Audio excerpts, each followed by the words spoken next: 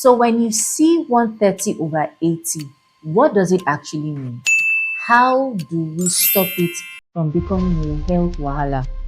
Let's talk.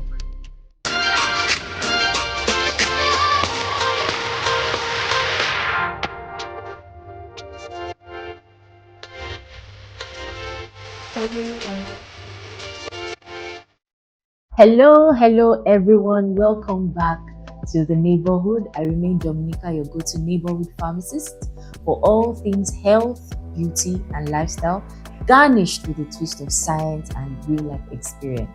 So here is the gist. As a young pharmacist, one of those years, while ago, we went on an outreach to the market to create awareness, health awareness to these market people. And we clocked two individuals amongst all the large number of people that we had to measure. A lot of people were around average, normal average, until we hit two individuals. One was a market woman that was there selling, going about her normal activities, and her blood pressure was over 180. At that point, I was like, what? I just quickly called a colleague, and they quickly sent her to the hospital. As if that wasn't enough, another man clocked 200. At this point, we didn't even know. We just picked him. In fact, there was an ambulance close by and took him, rushed him straight to the hospital. So the guy was a ticking time bomb, and every single one of us were alarmed. Why? Blood pressure is measured with two numbers. We always hear things like 120/80, 130/90. Now, the normal figures for blood pressure measurements for every one of us here is 120 mmHg/80. Okay, that is the normal figure for the systolic and the diastolic.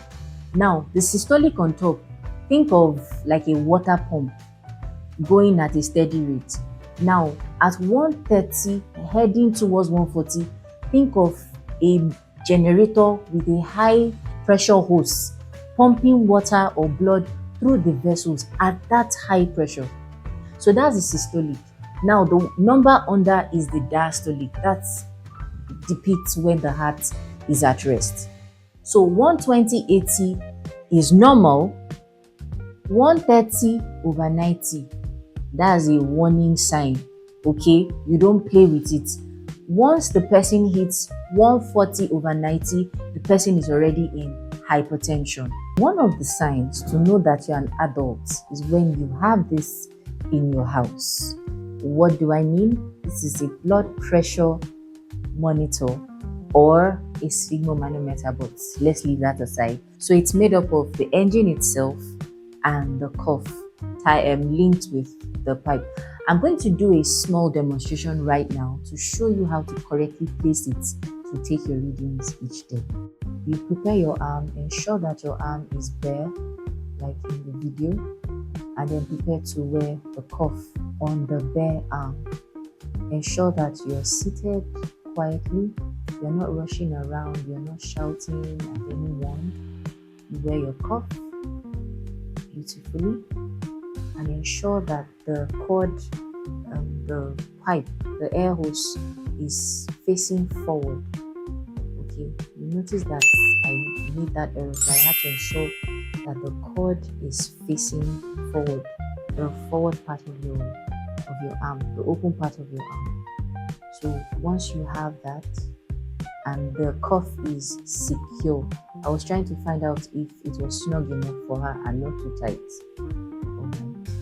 So once you sit, place your arm at your heart level, and then you sit comfortably and put on the machine and take your reading. So you ensure you just wait, you don't talk, like I said. Don't talk, no shouting, you don't fidget. Just stay quietly. Yes. Stay quietly and just wait for the machine to take the reading. Once the machine is done, you will see three figures on the face of the machine. The first one is the systolic, the second is the diastole, and the third one is the pulse, your pulse per minute.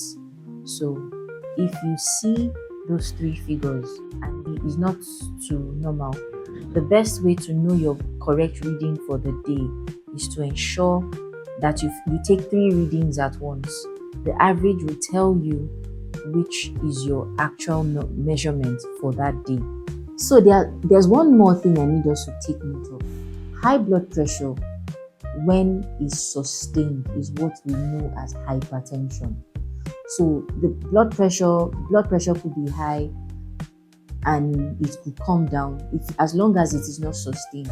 It hasn't become hypertension. So if it is 135 and it yo-yos thereabouts, but once it hits 140 mmHg over 90 and you take those readings and it is sustained, that is hypertension. But for people with normal blood pressure, the normal numbers are 120 over 80. Do we get the difference now?